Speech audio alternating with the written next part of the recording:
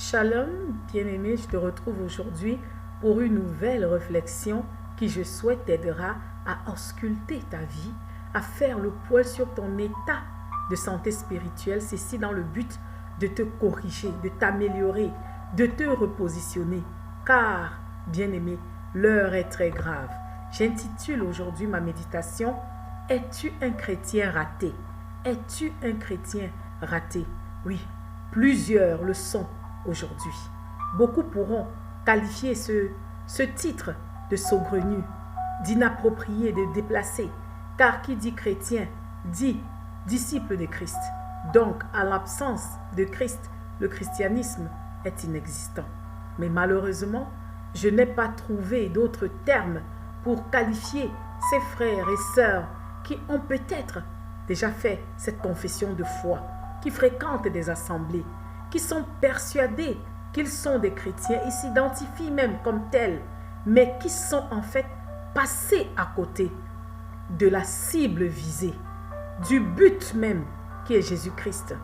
Donc, le chrétien raté, en fait, c'est le chrétien là qui a loupé.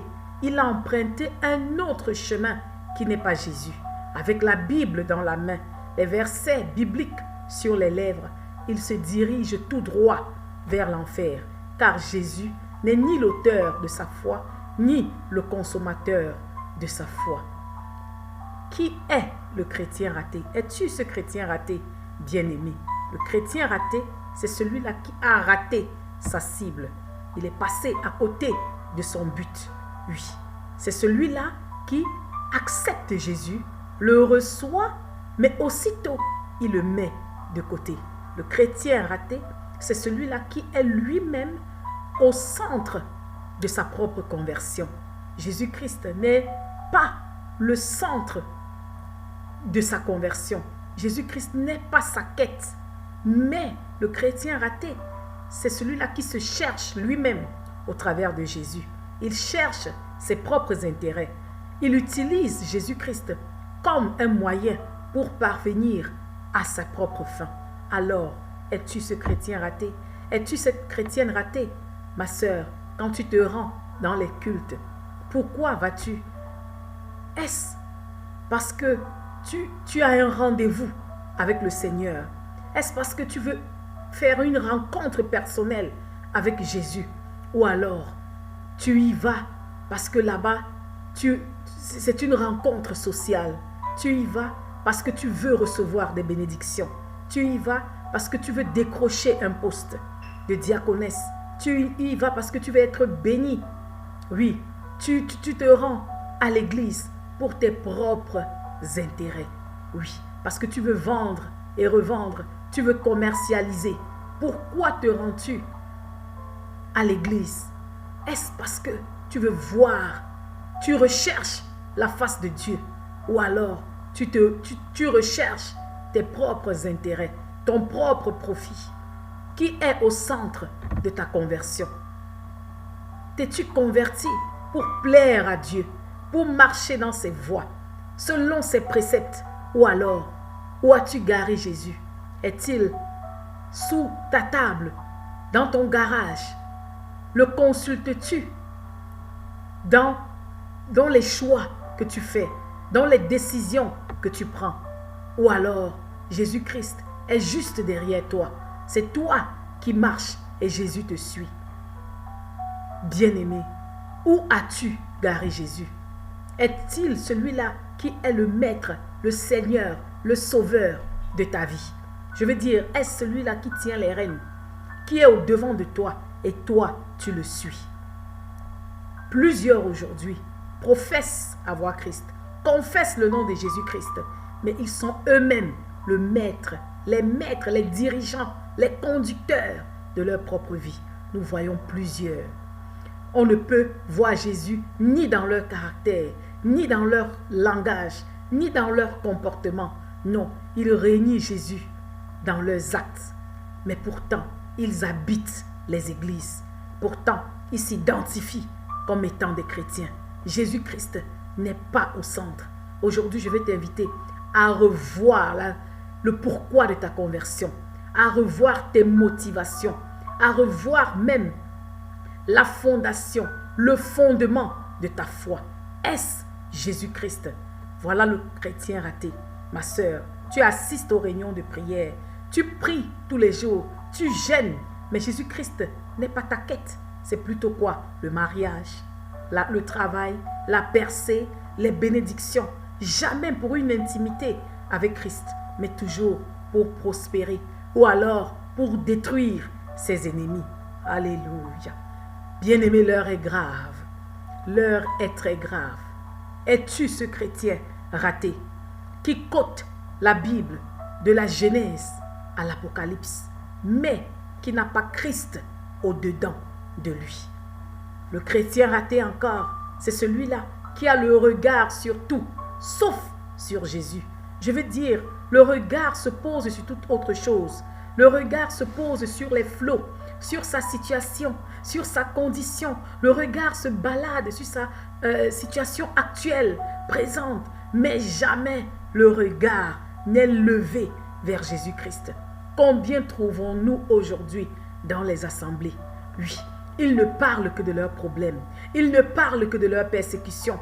Ils ne parlent que de leurs attaques.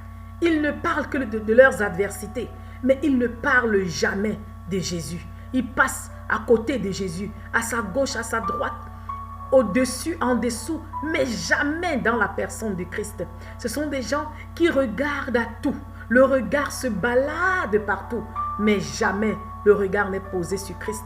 Combien de frères et sœurs aujourd'hui rencontrons-nous dans le corps de Christ qui cherchent à rentrer dans la vie privée des autres? Ils veulent chercher les failles du pasteur, les limites du pasteur, les faiblesses du pasteur pour pouvoir à la fin les étaler sur les réseaux publics. Oui, les réseaux sociaux. Ils cherchent à connaître tout, sauf à connaître Dieu. Ils cherchent à connaître même les profondeurs du diable, mais jamais les profondeurs de Dieu. Ils cherchent à connaître les noms de tous les démons, mais ils ne cherchent jamais à connaître tous les noms de Dieu. Ils cherchent à connaître la voix, à discerner la voix du diable, mais ils ne parviennent même pas à reconnaître la voix du Saint-Esprit. Ils cherchent tout. Ils veulent connaître tout. Ils s'assiedent à tous les débats. Ils discutent, alors que pendant ce temps, les voleurs, les prostituées sont en train de rentrer et remplir le royaume des cieux. Ils parlent de tout, jamais de Jésus.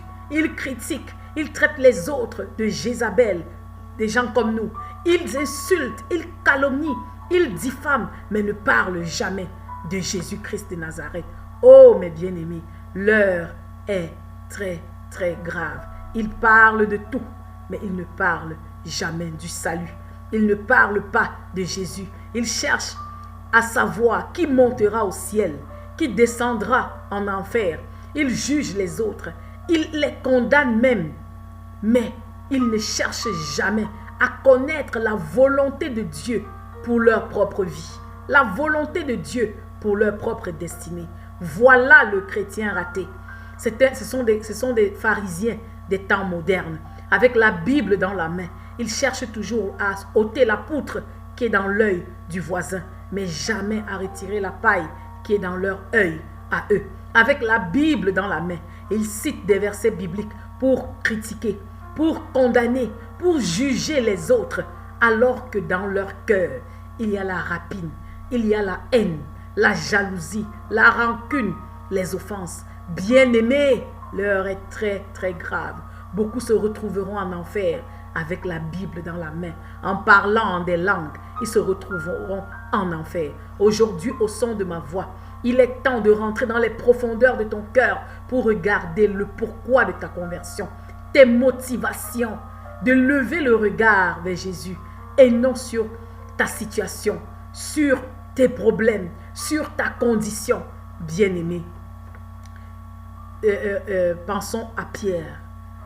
Lorsque le regard était fixé sur Jésus, il pouvait marcher sur les eaux. Mais une fois il abaissa le regard, une fois il regarda au flot agité de la mer, il se mit à se noyer. C'est une ruse diabolique que de déplacer notre regard de celui-là qui est l'alpha et l'oméga, le commencement et la fin, pour le poser sur toute autre chose, pour le poser sur des choses qui ont un commencement, qui ont une fin, les choses qui varient, qui vacillent, qui sont inconstantes, qui changent dans le temps et dans les circonstances. Voilà pourquoi, ma sœur, ta foi est instable. Voilà pourquoi tu vis dans l'aigreur, dans le désespoir. Tu es toujours découragé alors que tu dis avoir Christ en toi.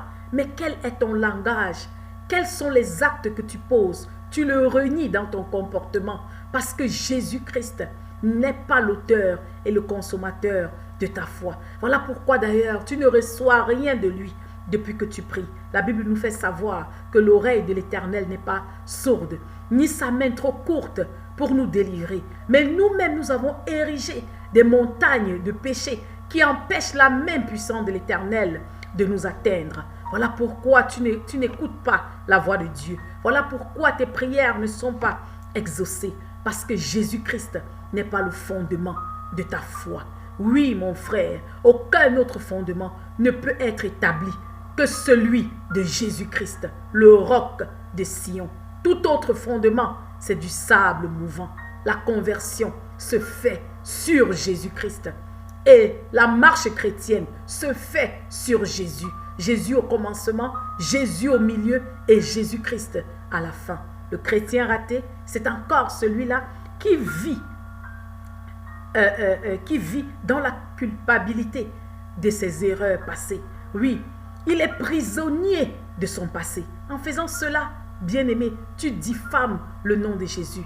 Tu fais de Jésus-Christ un menteur, car si tu demeures coupable de tes fautes passées, si tu continues de croire que le diable peut te condamner, il peut t'accuser des erreurs d'antan, les erreurs que tu as commises quand tu étais encore un païen, alors pour toi, le sang de Jésus-Christ n'est pas tout puissant pour te purifier, pour te sanctifier, pour te justifier. Alors que vous et moi, nous savons bien qu'il est écrit qui peut condamner ceux que Dieu a justifiés. Ma sœur, pourquoi continues-tu d'être si désespéré? Pourquoi continues-tu de croire que ces péchés-là que tu avais commis lorsque tu étais une païenne, ce sont ces péchés-là aujourd'hui qui t'abrutissent encore. Ce sont ces péchés-là aujourd'hui qui te hantent, qui te pourchassent. Comment, ma sœur, alors que tu as Christ en toi, l'espérance de la gloire? La parole déclare: quiconque est en Jésus, il est une nouvelle créature. Les choses anciennes sont passées et voici toutes choses deviennent nouvelles. Comment peux-tu croire, ma sœur, que ces fautes-là que tu avais commises dans le passé continuent aujourd'hui de te piétiner, de te subjuguer, alors que la Bible, la parole de Dieu nous fait savoir que ce que l'ennemi avait planifié en mal, voici l'Éternel le change en notre bien. Alléluia. Et Dieu fait concourir toutes choses en notre bien. Ceux qui croient en lui, ceux qui sont appelés selon son dessein. Si ta repentance a été réelle, si ta repentance, ta conversion a été vraie et sincère, alors mon frère, alors ma sœur, tu es une nouvelle créature. Le sang de Jésus-Christ te purifie. Arrête de vivre dans les remords. Arrête de vivre dans l'angoisse. Arrête de vivre dans la peur. Sinon, tu es et tu deviendras, ou alors tu deviendras un blocage à l'évangélisation. Voilà le chrétien raté. C'est celui-là qui est un blocage à l'évangélisation parce qu'il empêche la gloire de Dieu d'être visible dans sa vie. Il devient une occasion de chute pour les autres, car en murmurant, en vivant dans les remords, la peur, l'angoisse, le doute, personne ne voudra venir à ce Jésus. Et oui, mes bien-aimés, nous sommes parfois ces Bibles ouvertes, parfois devant plusieurs personnes qui n'ont que notre vie pour voir la gloire, la main agissante, la main puissante de Dieu. Mais parfois, à cause de nous, l'évangile ne peut avancer. Car nous régnons Dieu dans notre caractère, dans notre langage, si nous nous plaignons tout le temps. Oui, si nous sommes toujours découragés, désespérés, comment ceux du monde pourront venir à Jésus-Christ? Si aujourd'hui nous mangeons la table de Dieu, quand cela nous arrange, et nous mangeons la table du diable, quand cela nous arrange aussi, nous faisons recours aux solutions magiques, quand cela nous arrange. Qui viendra à ce Dieu? Nous devenons la pierre d'achoppement. Nous devenons une occasion de chute pour les autres. Nous devenons ces chrétiens ratés. Et nous nous dirigeons ainsi vers l'enfer. Nous ne devons pas, bien-aimés, laisser notre situation dicter notre confession. Bien-aimé, je vais te dire aujourd'hui, ma sœur, toi qui m'écoutes, si aujourd'hui tu ne peux voir au-delà de la position que tu occupes à ce moment, présentement, comme célibataire, comme femme de chambre, comme vendeuse à la sauvette, comment pourras-tu voir demain au-delà de la position que tu occuperas comme épouse, comme mère, comme chef d'entreprise? Si mon frère, toi aujourd'hui, tu ne peux voir au-delà de la position que tu occupes comme balayeur, comme chauffeur, comme homme de ménage, comment pourras-tu voir au-delà de la position que tu occuperas demain comme directeur, comme leader, comme président, comme ministre? Le vrai chrétien, bien-aimé, le chrétien réussi, c'est celui-là qui a les yeux fixés à Jésus, fixés sur lui seul et sur sa suffisance. Que les temps soient bons, que les temps soient mauvais, c'est Jésus. Il ne se laisse jamais influencer, ni par sa condition, ni par sa situation, car sa foi n'est pas basée sur sa bonne santé, ni sur son opulence ou sur sa bénédiction, mais sa foi est basée sur Jésus-Christ. Le vrai chrétien, c'est celui-là qui, malgré les circonstances, malgré les tempêtes, vent et marée, il a le regard fixé sur Jésus-Christ. Aujourd'hui, mon frère, ma sœur, si tu écoutes ma voix, si aujourd'hui tu écoutes ma voix, regarde, revois le fondement de ta conversion. Regarde, revois tes motivations. Et aujourd'hui, change. Sinon, c'est la destruction. Frères et sœurs, regarde dans ton cœur. Fais sortir les offenses. Fais sortir la haine. Fais sortir la rancune de ton cœur. Oui, purifie ton cœur par le sang de Jésus, par sa parole et le regard fixé vers lui. Sois ce chrétien-là qui, délivré ou pas, guéri ou pas, sauvé ou pas, Jésus-Christ demeure son libérateur, son sauveur, son Seigneur. Voilà le vrai chrétien. C'est celui-là qui regarde à Jésus. Souvenons-nous en passant, bien-aimés, des Israélites dans le désert. Lorsque les serpents venimeux furent envoyés pour les piquer, ce qu'ils avaient à faire, c'était juste de lever le regard vers le serpent d'airain qui était le symbole de Jésus-Christ à la croix.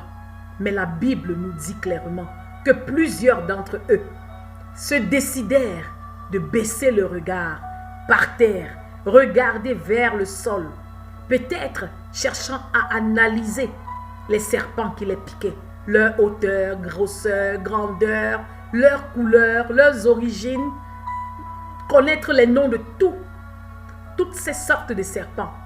Que sais-je encore? Beaucoup refusèrent de lever juste le regard vers ce serpent d'airain pour obtenir la guérison. Aujourd'hui encore, plusieurs sont en train d'être détruits. Au lieu juste de lever le regard vers celui-là seul qui est capable de nous donner la vie, le regard est abaissé. Ils cherchent à analyser, à connaître les profondeurs de la terre. Et pendant ce temps, ils sont détruits. Aujourd'hui, je t'invite à lever le regard vers celui-là seul qui peut nous attirer à Dieu Tout-Puissant. Si tu écoutes ma voix aujourd'hui, bien-aimé, dis tout simplement, Seigneur, accorde-moi ta grâce d'être conscient de ma foi. Une foi basée sur le roc de Sion. Le roc qu'est Jésus-Christ de Nazareth. Le même, l'immuable. Donne-moi, accorde-moi ta grâce d'être conscient de cette foi, même dans les moments de tribulation, dans les moments de persécution, dans les moments de difficulté.